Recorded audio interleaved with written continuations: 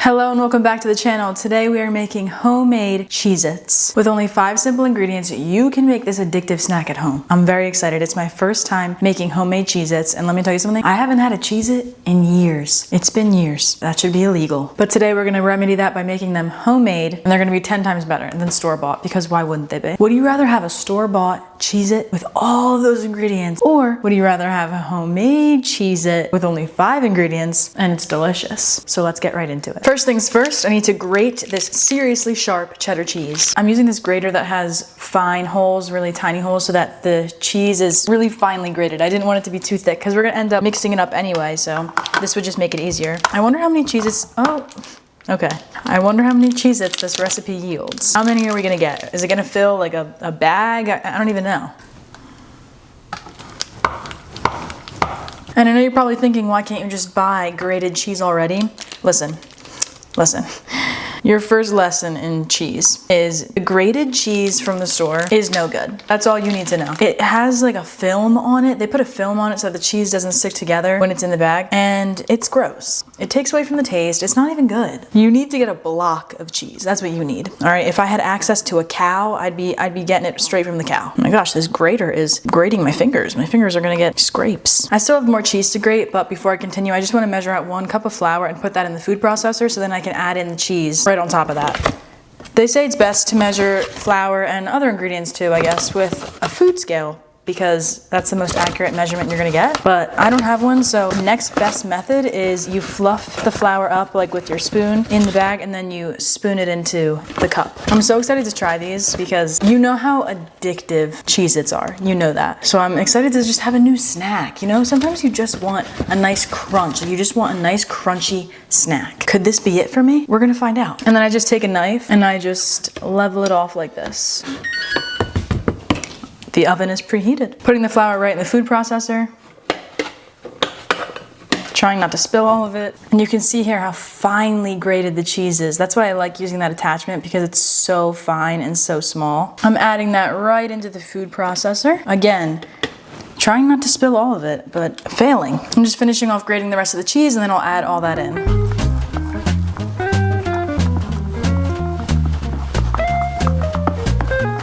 Now I'm just adding in the last of the cheese, trying not to spill.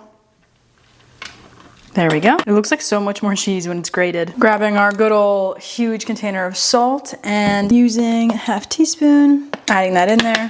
All right, now it's time to pulse. Now I'm adding in some cubed butter.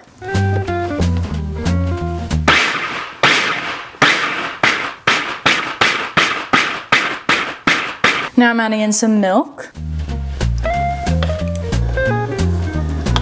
And pulsing again.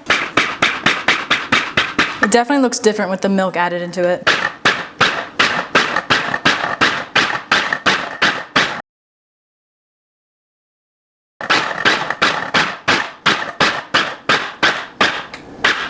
All right, I'm just putting some flour on my surface here before I roll them out so they don't stick.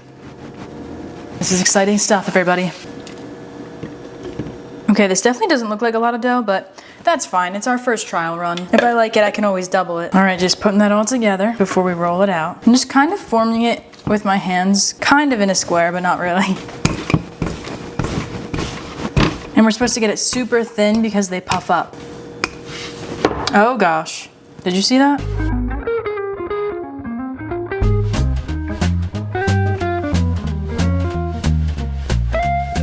Okay, so here's where we're at. It's obviously not a perfect rectangle at all, but let's see how many little squares we can get. I'm just using a regular butter knife and just cutting it, seeing how many about squares we can get. I know there's gonna be some weirdly shaped ones, but I think we can salvage most of it in a square form. If you have one of those fluted wheel cutters, that obviously would look more authentic, look more like the regular Cheez-It, but I don't have that, so we just use what we have. Butter knife works fine.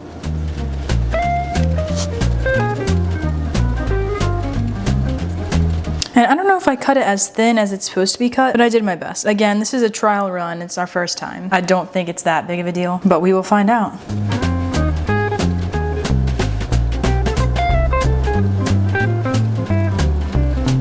As I'm cutting them into squares, I'm just placing them on this sheet pan. These are all different shapes. These are not gonna look as cohesive as regular Cheez-Its, but that's okay. They're authentic. And if you're still wondering why I would do this when I could just buy Cheez-Its, first of all, do you see how easy this was? It really doesn't take long at all. The most tedious part is just cutting them out and putting them on the pan, that's it. And we're gonna find out together how amazing they taste. And the cutting is only tedious because I don't have something to roll and cut.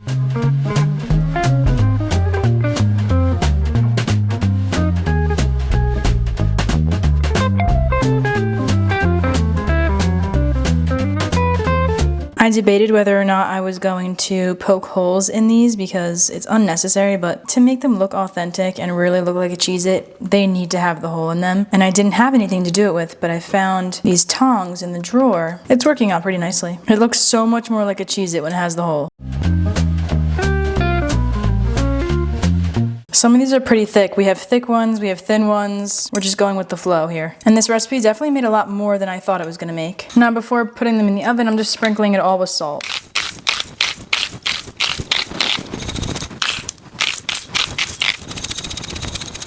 Okay, I hope that's enough. I don't even know.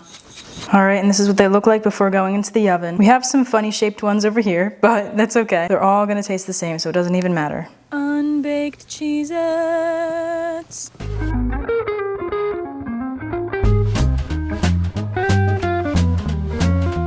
Okay, so of course my microphone stopped recording sound for the rest of the video. I have no idea what happened. Very sad about it. Who cares? Whatever. We're winging it now. And I'm showing you that I took them out of the oven and I kind of ate some already. As you can see, the pan is missing some Cheez-Its because they just smelled so delicious, okay? If you smelled them and you saw them, you would understand. You also would have just eaten some right away because I just couldn't help myself, okay? I couldn't help myself.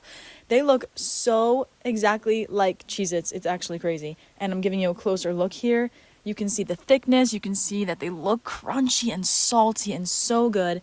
And you're gonna get a nice cheesy Cheez-It montage. Cue it up.